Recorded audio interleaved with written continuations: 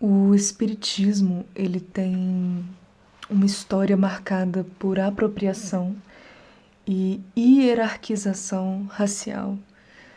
E existem argumentos sólidos para apontar o racismo dentro da doutrina, tanto no que se refere às obras de Allan Kardec, quanto na prática contemporânea. Quais são os principais pontos?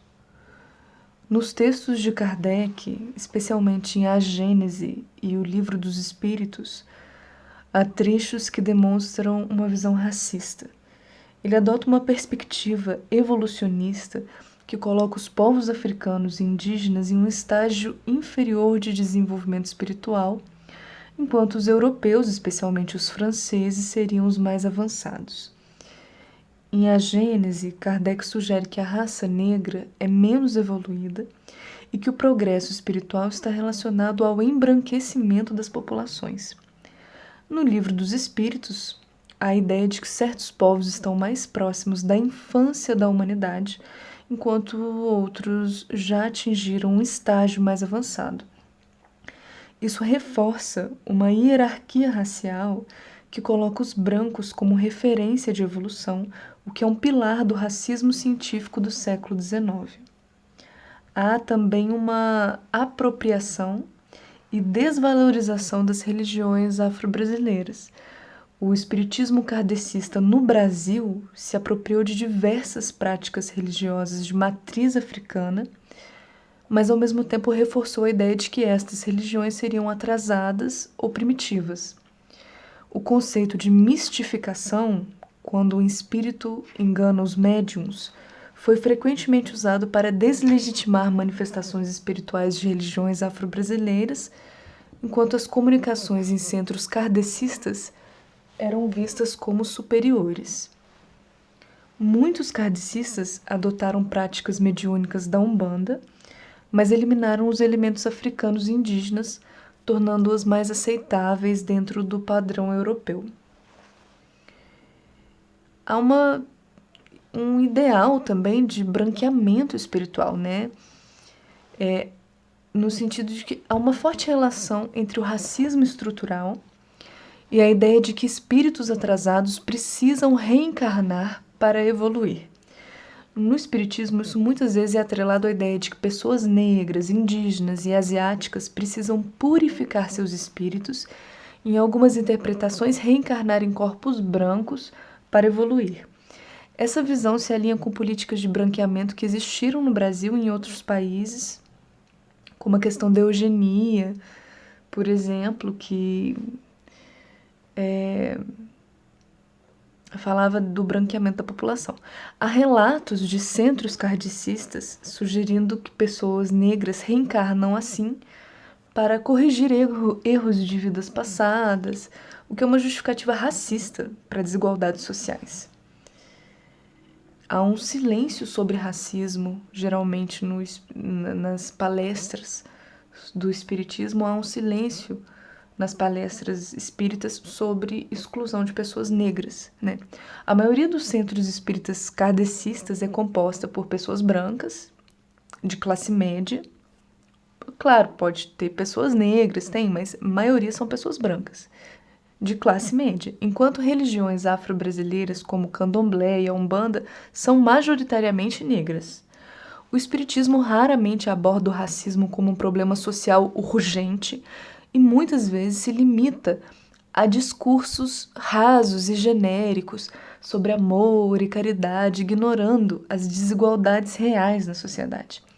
Alguns centros kardecistas já desencorajaram médiuns negros de incorporarem guias espirituais africanos, reforçando a ideia de que certos espíritos seriam inferiores. O espiritismo, ele não só se apropriou de tradições africanas, como reforçou uma hierarquia racial baseada no eurocentrismo de Kardec. Essa doutrina que muitos veem como progressista, na verdade, perpetua um racismo estrutural ao colocar os brancos como padrão de evolução espiritual e ao deslegitimar religiões negras.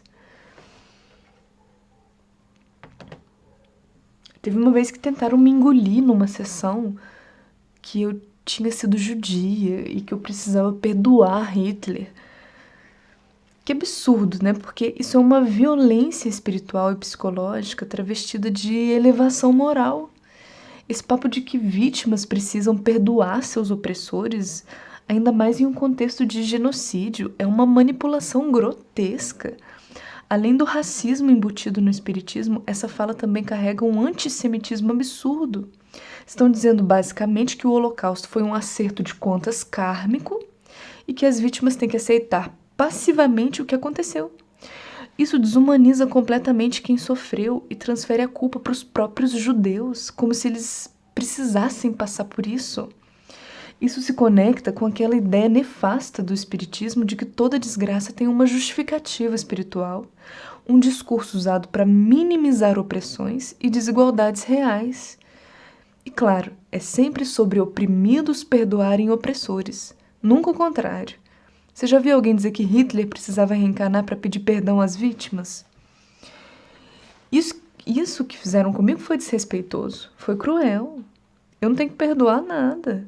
Meu sentimento é legítimo, minha indignação também. Então o espiritismo ele traz um ciclo de culpa, muito parecido com o que a Idade Média fez, né? Então ele traz uma doutrina de submissão disfarçada de iluminação. O espiritismo kardecista, ele se apresenta como uma doutrina de amor, de evolução, de justiça. Mas quando olhamos de perto, encontramos um sistema que prende as pessoas em um ciclo de culpa e submissão emocional. Essa estrutura não apenas normaliza injustiças, mas também desarma as vítimas, fazendo-as acreditar que qualquer sofrimento é uma dívida espiritual, que elas precisam aceitar sem questionar.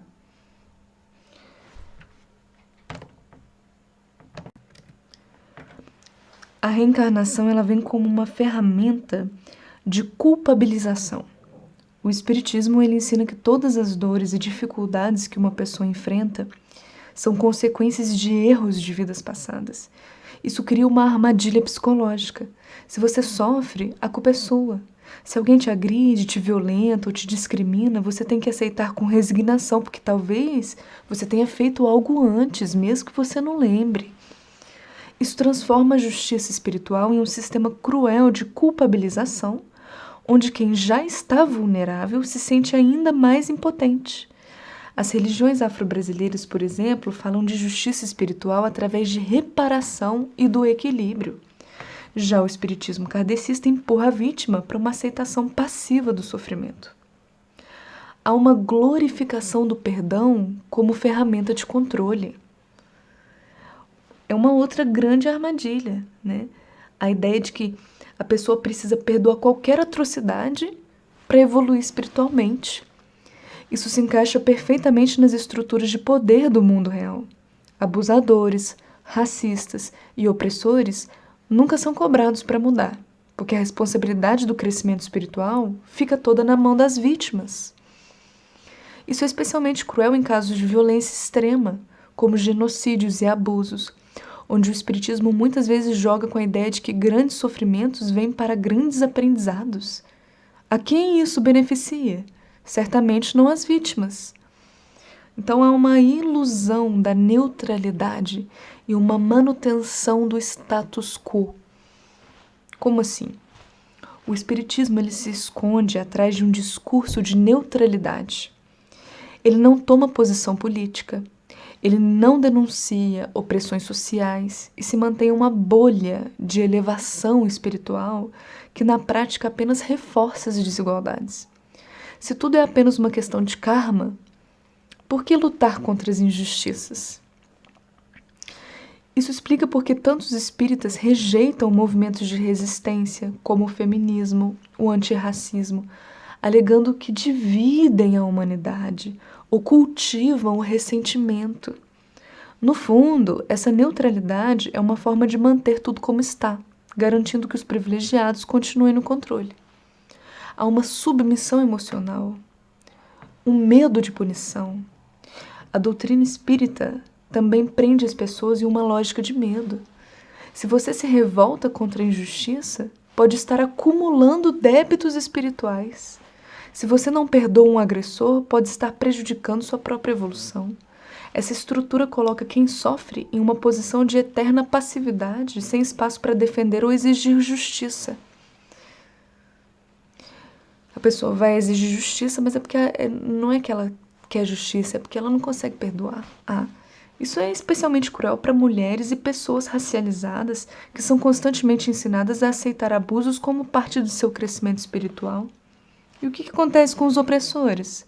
Em geral, nada. No máximo, eles têm a chance de evoluir e seguir em frente sem carregar o peso real de seus atos. Então, é uma espiritualidade ou uma ferramenta de dominação? O espiritismo kardecista vende uma imagem de luz e evolução, mas seu funcionamento real se alinha a sistemas de opressão já existentes. Ele mantém as vítimas caladas, neutraliza a luta por justiça e cria um ciclo de culpa e submissão emocional que impede as pessoas de reagirem ao que as machuca. Se uma espiritualidade te ensina a aceitar abusos e injustiças como parte de um plano maior, talvez ela não seja tão espiritual assim. Talvez ela seja apenas mais uma ferramenta de controle, mascarada de amor e luz. Mas nem todo centro espírita é assim. Não, mas se nem todo centro espírita é assim, vocês não estão cumprindo os preceitos tradicionais do espiritismo. Menos mal, né? Mas não posso realmente generalizar. Mas estou fazendo uma crítica válida por coisas que são nitidamente que são nítidas, né, no kardecismo. Lógico que o espiritismo não é só Allan Kardec, né, mas essa crítica é mais específica. Mas o Kardec vai basear muitas outras ramificações, né, então essas características que eu falo não são só do kardecismo tradicional.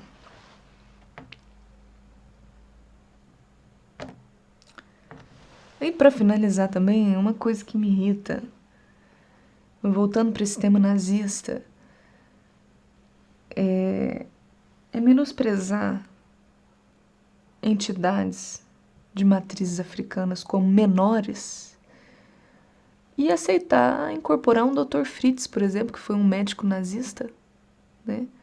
Que é famosíssimo aí em centros espíritas, não sei mais se está incorporando, mas já incorporou em muitos. Mas tô cansada também de falar sobre o espiritismo. Por hoje é só.